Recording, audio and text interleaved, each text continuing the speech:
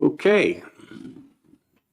We'll call this meeting of the Election Law and Municipal Affairs Committee to order. Senator Susie is ill today. I did speak to her on the phone about an issue just prior to this. And I guess I want to start with that. In front of you, you all have a copy. The first bolded part, it says RSA 652-16-C. Certainly. Do I have a motion to go into executive session? All right.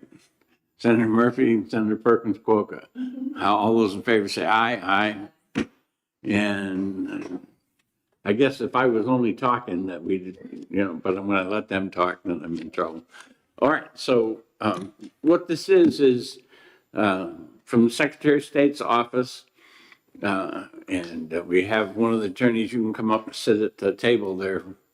And that way, if anybody has questions, they'll be able to ask. You can introduce yourself. Got to turn the mic on first. All those people out there that are hanging on every word, we need them to hear. Hi, my name is Jennifer Cote, and I'm an attorney with the Secretary of State's office. All right, so the Secretary of State has had the trials for the various machines. That has gone to the Ballot Law Commission. The Ballot Law Commission has selected 2 additional machines to certify. They have put out a certification letter that has some requirements in there.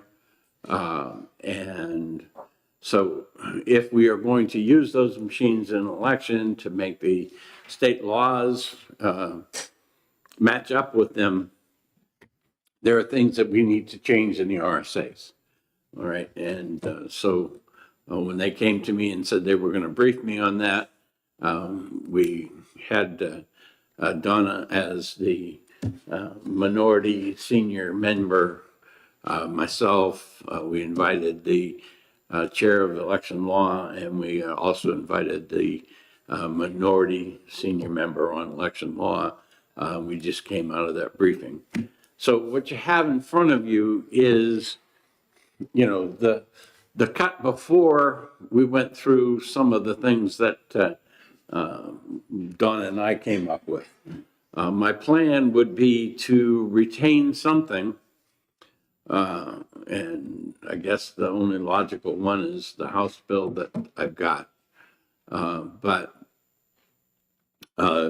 give the Secretary of State's office about a week to look over the things that we did at the meeting, send it on to OLS, get an amendment drafted, give that about a week, and then 2 weeks after that, hold a public hearing on it so that there won't be a question of germaneness coming out of the Senate on that.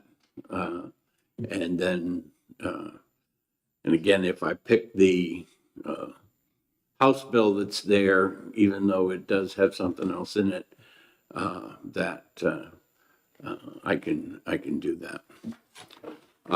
And so this may take a couple of different iterations to do it. We are going to need at least one more meeting of the Election Law Committee before we finish our work, because we're trying to squeeze this in.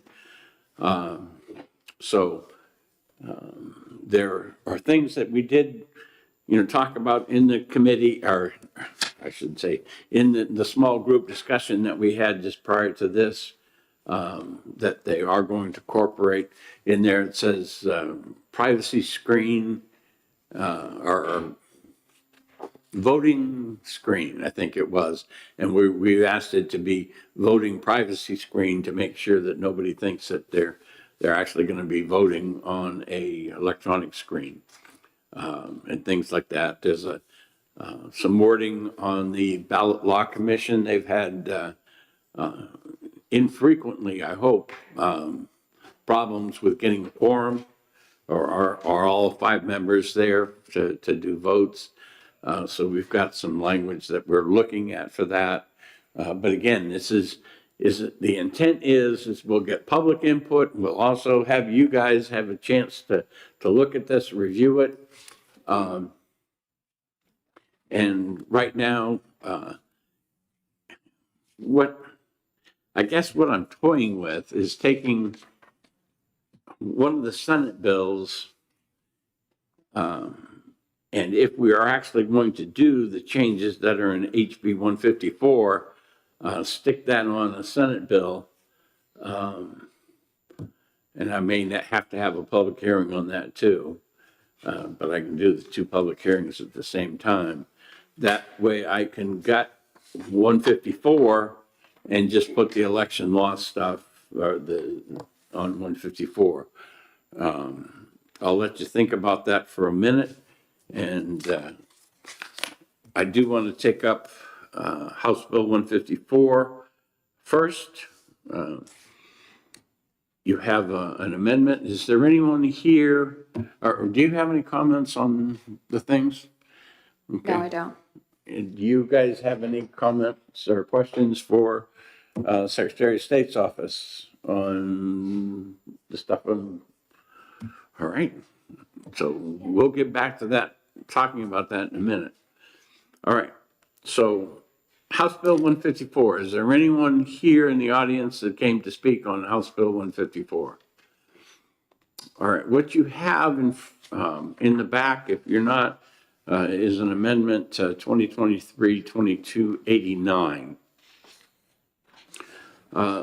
The problem that the representative who wrote the original bill was trying to make sure is that the health officers in various towns don't overstep their bounds and institute things like a mask mandate or something else that's clearly not unique to their town. And to do that, the method was to actually go in and make the approval process more difficult, in my opinion. So one of the things when I was reviewing the bill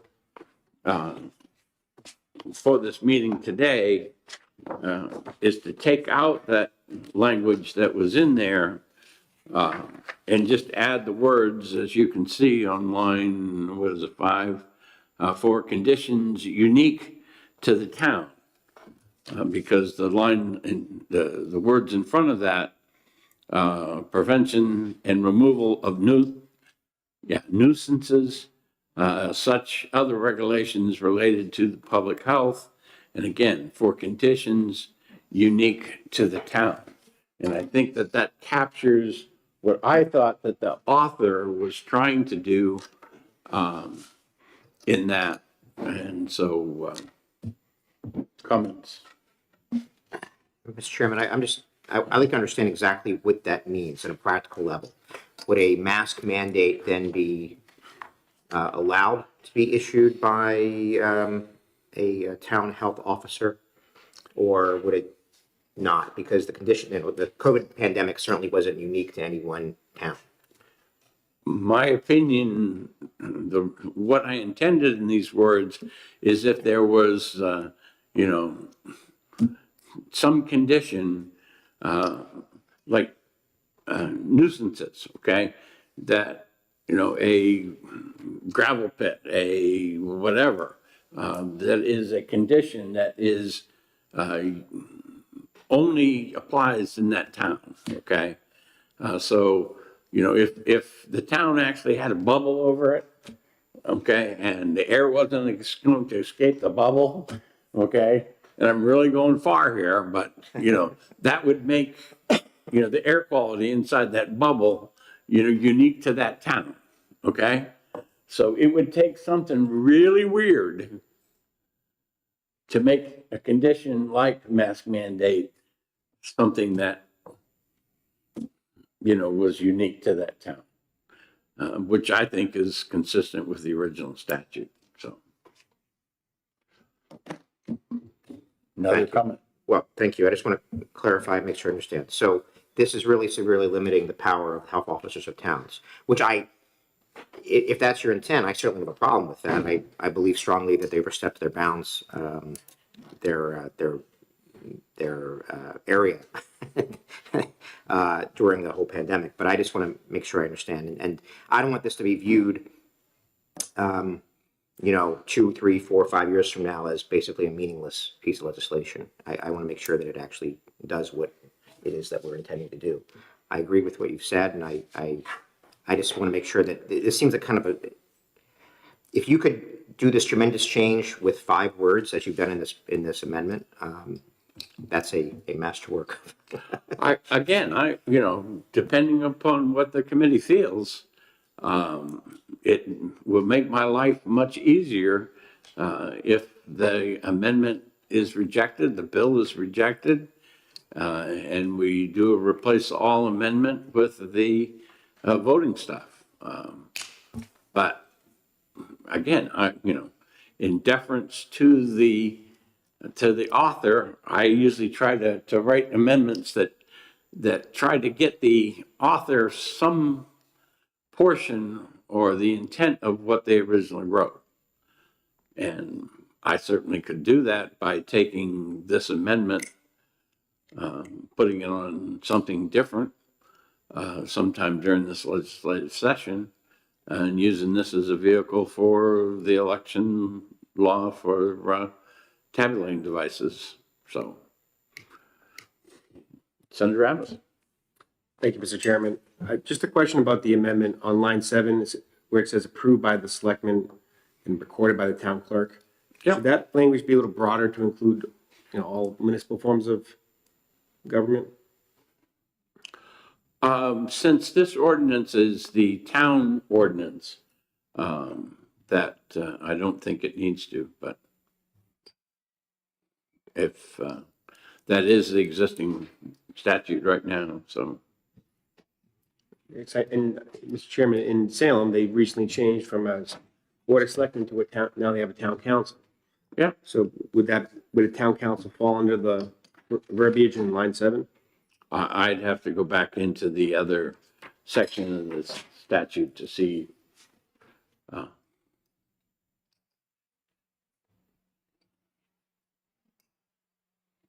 So it sounds like I've got 2 people that aren't too happy with the language the way it is. Senator Perkins Coker. Thank you, Chair. Well, I tend to agree with your approach. I think that our health officers do a good job. As I expressed in the original hearing, I would be concerned to hinder them as was proposed in the original bill. And so the amendment is certainly an improvement, but I would be fully supportive of replacing this with the election law content. Do I have an objection to that from the other side of the room? If I can just, Senator? thank you, Mr. Chairman. What we saw in the last few years, and this didn't happen everywhere, but in some places where this particular RSA came up, was really what is the scope of like the public health officers, right? What's the scope of their authority? And then the enforceability of whatever they put forward. So let's just say a town passed a mask mandate. Well, if I'm not a resident of that town, they can write up a ticket or a fine, but the only thing they can do is to enforce that would prevent me from being able to renew my license, but because I don't live in that town, it would have no impact. And same thing with when you go to the town, that's how they actually collect it, is that you have to be a resident of the town. So the enforceability is some of the things they were trying to do. When it comes to stuff you talked about, the stones and everything, that's different because you're talking about a structure, a location. They can enforce those as members of health officials of the town. But when it came to some of when we talk about medical health of the public as a whole, I think their authority, that may be something that was questioned, whether that's in their authority or not. And I think the bill that was passed by the House makes an attempt to limit their authority in that respect without completely taking it away. That's kind of, I think, what the goal of the bill is. Now, maybe the wording's too broad and we can fix that up, but I think the underlying intent of the bill it did raise some concerns that I think the committee, it's worth addressing by the committee. Okay. Um,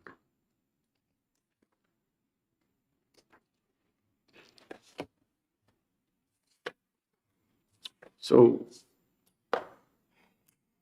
we still have the opportunity to file legislation for next session. Um,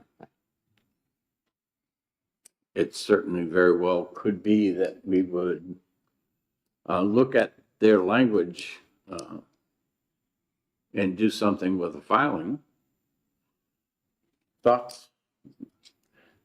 Senator Murphy, you have your hand on, an inch away from the button.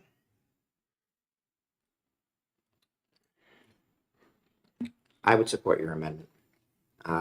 And I'm not looking to make your life more difficult, Mr. Chair, but it's your amendment. So I think it addresses a very real problem. And I think realistically, we both understand, we all understand that this bill has already passed the House in its current language. And to start over again from scratch is a crapshoot with what happens next door. So or upstairs in this case.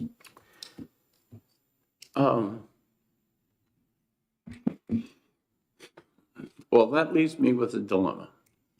And the dilemma is that I think that the changes to the statute for the new voting machines would be received as bipartisan.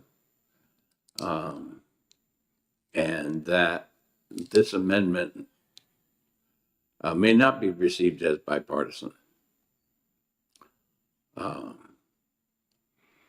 But I also have the ability to, shall we say, do this twice, okay? And that would be to take one of the Senate bills that we have now that after discussion would not necessarily pass the Senate, but it would, as you said, Senator Murphy, would require that it go back through the House. I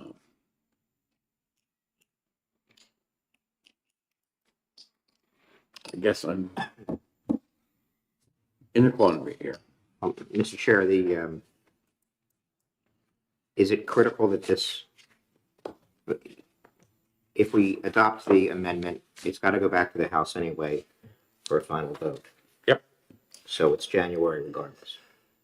It would be an up or down vote in January. If it's, it would not, depending on what else we put on it, that could hinder the passage of the election law portion of it if we chose to put that on there.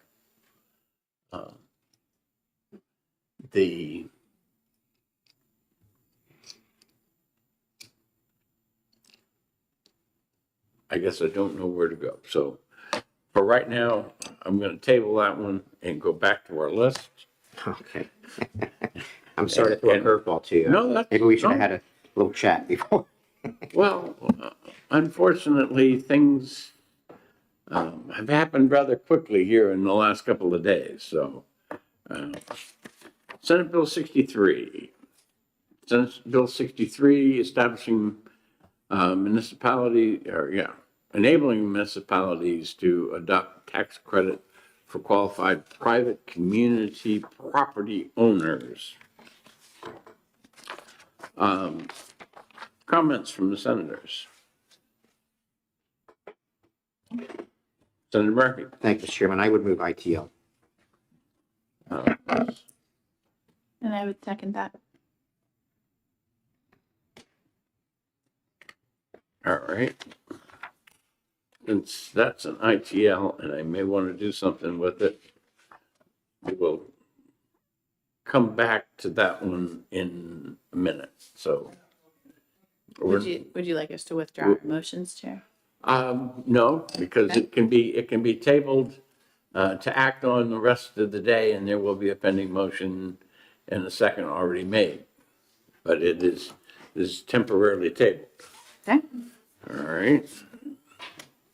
The next one on my list is Senate Bill 133, FN.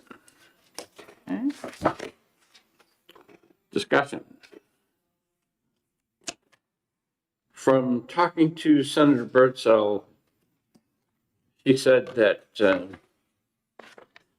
important part to her is the runoff election, which I don't support. And that if we were not going to do that, then she was not in favor of having this go forward. So comments from both of you, all three of you. Senator Perkins spoke up. Thank you, Chair. And maybe as someone from the Secretary of State's office is here, they could comment, but I understood there to be a potential constitutional issue with the runoff election, which was that we did require a majority, not a plurality in our elections. So I don't know if anyone here is able to confirm or deny that. Well, the proposed action would be the ITL it, so I think that would resolve the issue That would resolve the issue. all by itself. It would. Comments? In respect to Senate Bill 133, perhaps an ITL would be too harsh of a fate for this, because I think there's still an interest in having a separate discussion on just moving the primary date. So an ITL of this bill perhaps sends the wrong message. I understand that the sponsor doesn't want this to go forward because of the runoff issue, but perhaps we would be inclined to consider a separate bill. Certainly, we have the option of interim study, I believe is the right word for the second term. That would get you your discussion without filing a second bill. I think an ITL motion in voting to ITL sends mixed messages. I do support moving the primary date from September. I understand August didn't work out. So there's discussion whether it's June and whether it's May. I think if we have that discussion without having to deal with the runoff issue, we might be able to, I would like to continue those conversations. So I wouldn't support an ITL, but I would support an interim study. Senator Perkins Coca, what do you think of interim study? I could support interim study for the date of the primary because it seems like we've had a lot of conversation about that. I don't want to foreclose conversation on it in the next year, so that would be fine. And Murphy? I'm in support. All right, so it sounds to me like that Senator Abbas has moved interim study, seconded by Sure. Senator Perkins Coca. Further discussion? All those in favor say aye. Aye. All those opposed say nay. And Senator Abbas will take this up. Is there consent coming out of this committee or? We can't do consent because we don't have our 5 members today. Correct. I assure you, I'll keep my speech very short.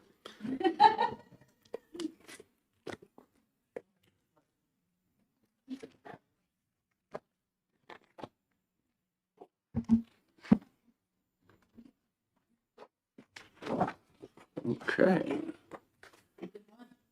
223. Relative to the supervisor at the checklist, and this is prime sponsor Senator Avard.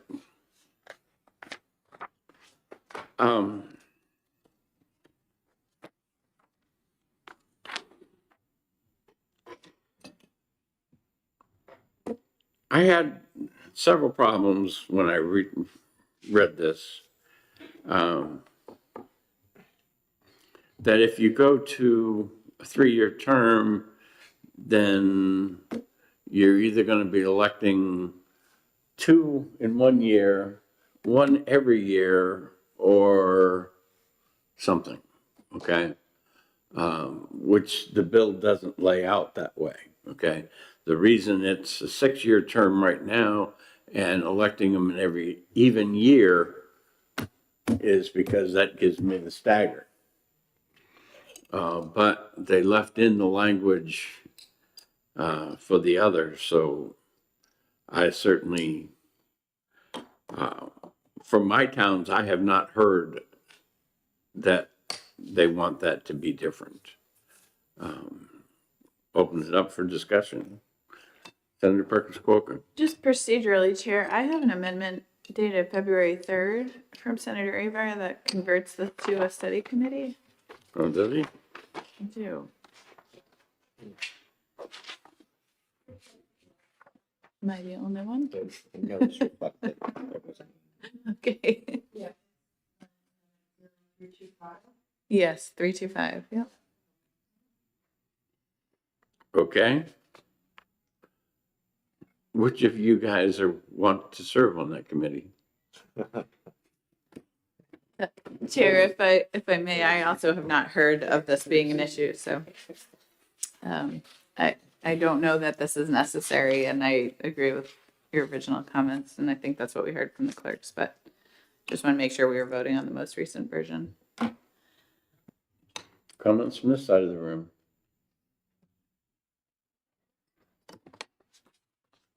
So the chair will move ITL.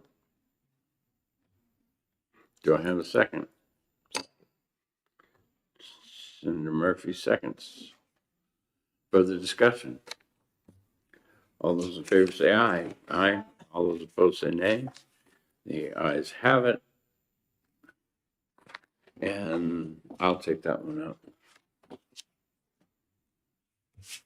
And I'll give Senator Avard the bad news.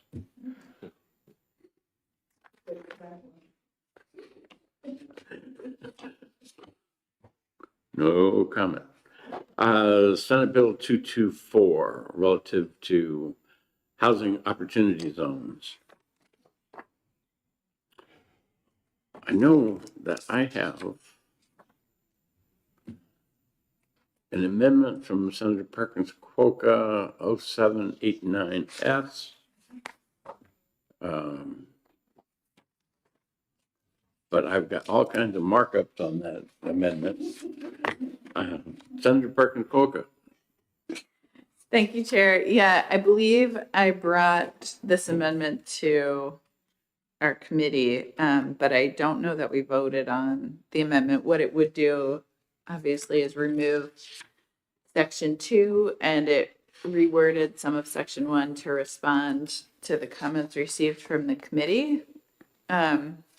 This remains a need. You know, I heard from Portsmouth as recently as last week that they still would like this option. And as a reminder, essentially what this bill wants to do is enable, so it's just an enabling statute, enable our municipalities to adopt zoning under which they could require that some below market rate units are included in any new construction. So that would be Section 1. The original Section 2 was a local property tax credit that was intended to address the economics of requiring below market rate units, so that we're being realistic in our housing development and making sure that we get units to market. So I'm happy to answer any questions you may have, Chair, but I don't believe you and I have corresponded about your various notes that you have. Further comments? Senator Burton. Thank you, Mr. Chairman. So I gave this bill a lot of thought because I recognize, and I think we all recognize, that there's tremendous need for housing to be more affordable in this state. I think we agree on that.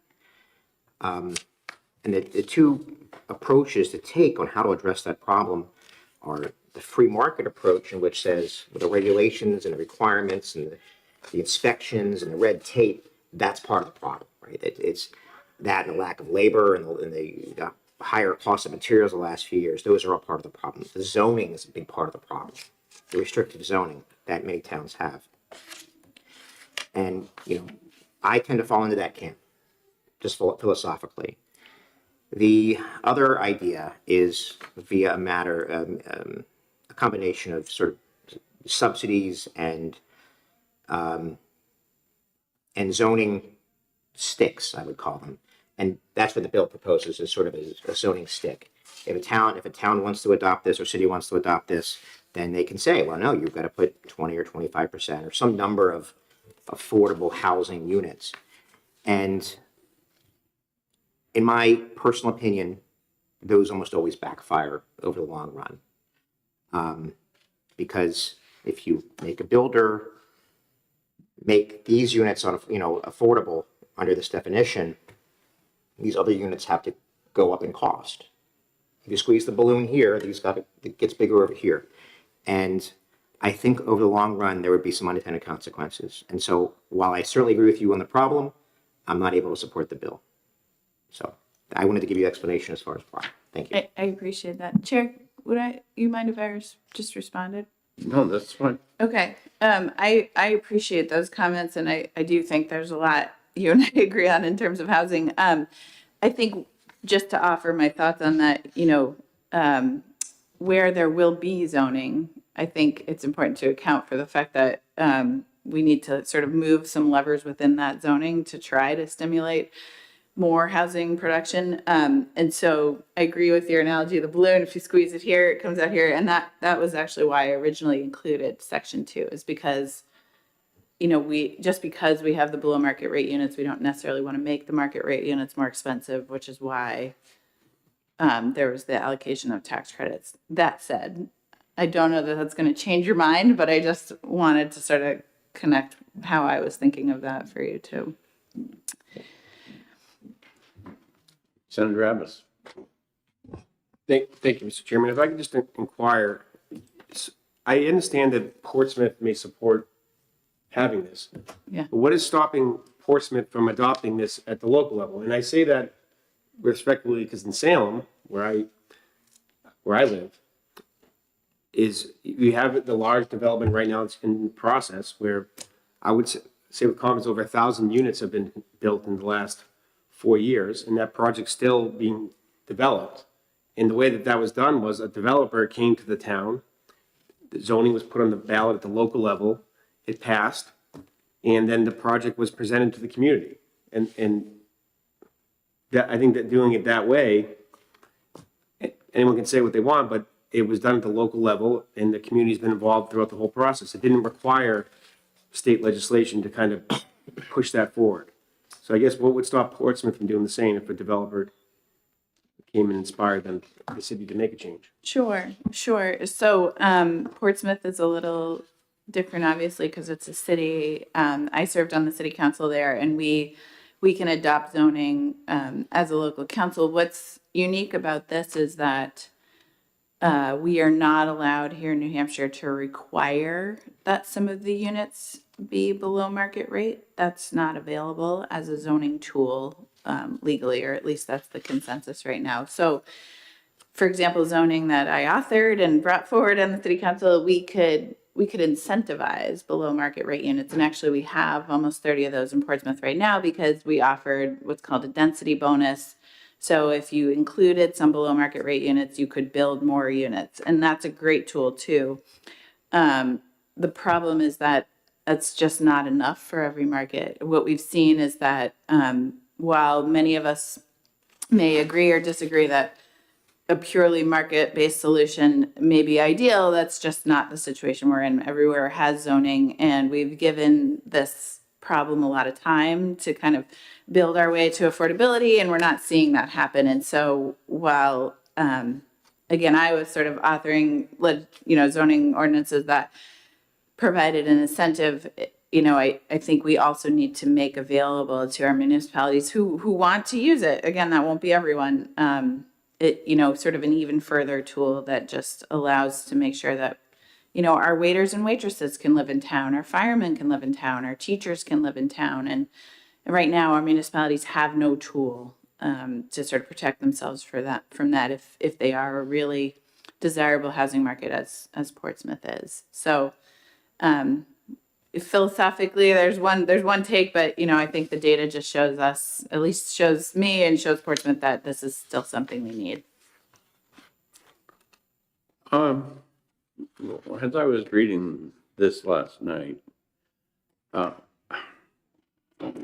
was trying to figure out what, and I'm going back to the original bill, lines 10 through 16. Okay, because the existing statute, inclusionary zone means land use control regulations which provide a voluntary incentive or benefit a property owner in order to, et cetera. Okay. And I was trying to figure out exactly what the new language was trying to do that wasn't already in the statute 674-21. So I think, if I may, Chair, Yes, ma'am. the addition in powers and authority comes in lines 5 through 7. So units which are affordable to persons or families of lower moderate income or require a property owner to produce as part of a development which meets certain characteristics, housing units which are affordable to persons or families of low and moderate income. And so the language is quite general, obviously enabling municipalities in the broadest way to determine locally what that means. But then lines 9 through 16 sort of actually what they're intended to do is say that even if municipalities do adopt these, they need to account for the economics of a housing project, and they can't sort of make those zoning ordinances overly restrictive so as to essentially prohibit new housing development. So, again, I go back to the existing Roman 4A, and a lot of what you say is in lines 5 through 7 seems to actually be covered in the existing statute, because they can have the inclusionary zone, they can offer things that have to do with density bonuses, controls, streamlined process, which are all benefits to the persons. So I'm still, even with your explanation, I'm still struggling with what does it do that I couldn't do here? Okay, and if I may, Chair, Yes, ma'am. what we're proposing to add, which we do not think is included, is the ability for the town to require under their zoning that some units be market rate. So the current reading of 674-21, Roman numeral 4A, at least in most legal views, does not allow for the town to require those units that are below market rate. It does allow for them to be incentivized. So if I create a zone, Yep. in that particular zone, I can say everything in there that you build new has to have a component or a certain percentage of below market rate. Which goes directly against the way we used to do it and try to make mixed Income communities. Right. Yeah. Yep. with retail, with, apartments, with single family homes, etc. Okay, And we have some, there are examples of mixed use zoning that do this. There's examples of mixed income zoning that do this. But it essentially, if municipalities have sort of a natural limit on what they're going to do with this power, because if they sort of overuse it, then they won't see any housing at all. And so if the intent is really to spur housing production, it's a pretty limited power that they really can use. But the incentives that they can provide Yep.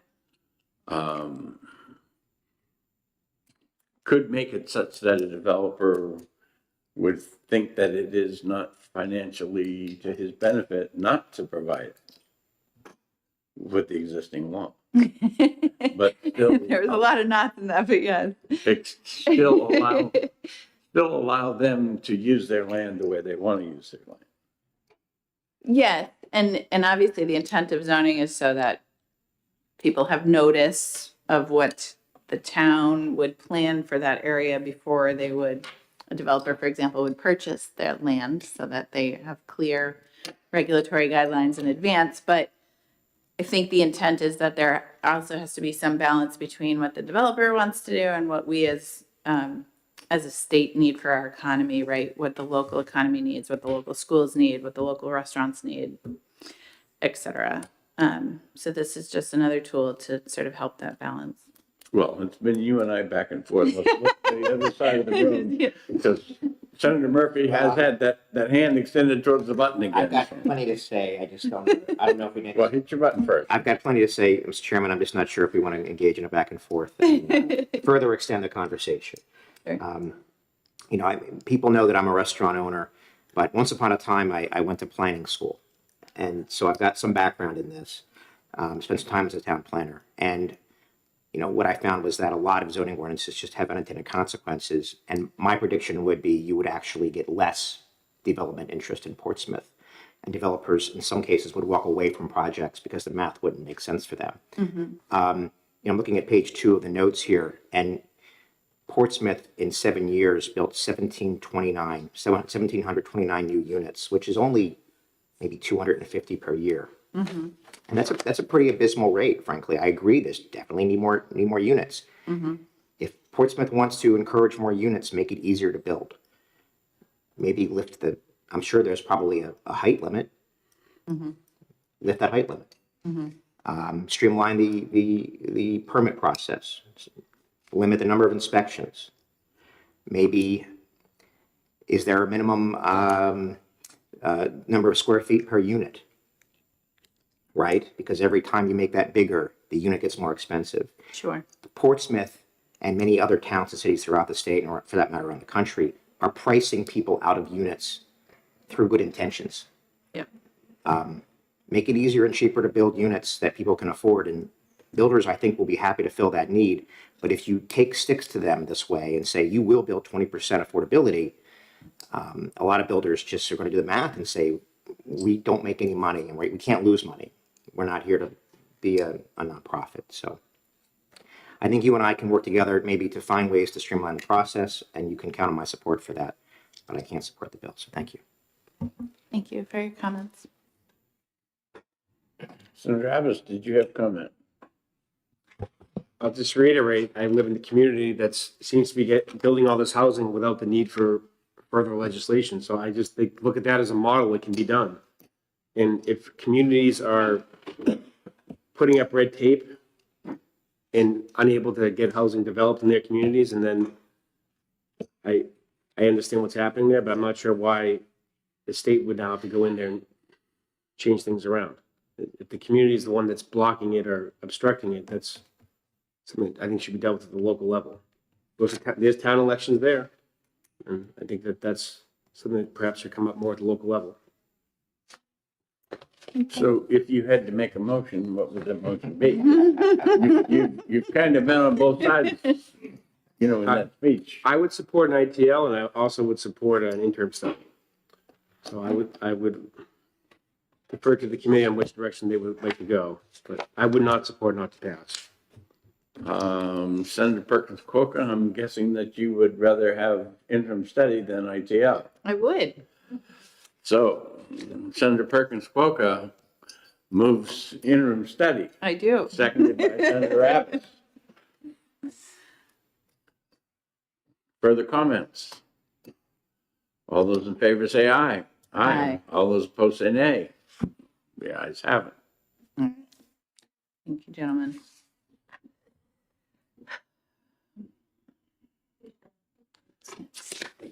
Senator Perkins Cook. Senator Perkins Cook will take it up. I will take it out. She knew that was coming, but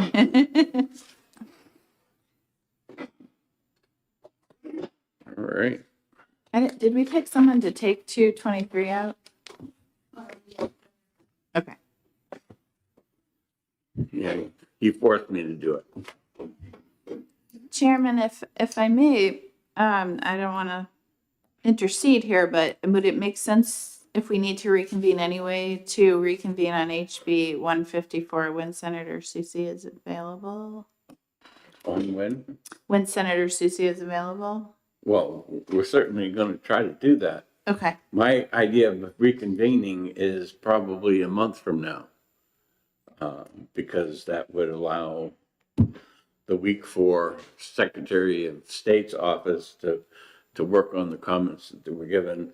And certainly the reason you guys all have copies is so that you can also provide those if there's something that you want to see modified in that. And then a week for OLS to write it, since it's going to be lengthy. And then 2-week notice period so that the public can see it and stuff before the public hearing. So I haven't picked a date intentionally yet. So, we're looking towards the end of October. Okay. All right. So what I've got left is I've got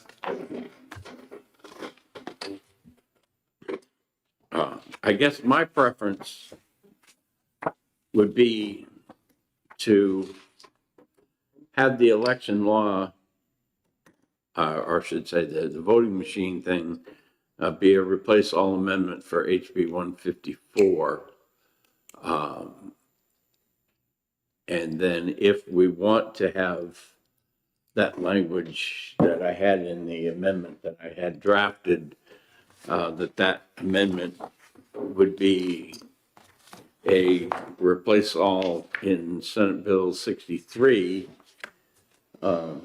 which would mean that the House will get this back and be able to debate it, but it would be on an accelerated schedule for that. So comments if I were to do that, which would mean a public hearing on the voting machine. And then I would also have the public hearing on the amendment for 154 that would be moving into Senate Bill 63 to make sure that people had a chance to comment on it.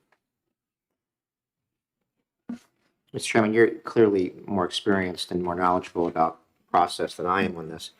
Is it really going to save that much time to do this switch? The only way, I fear that the amendment to the 154 could cause the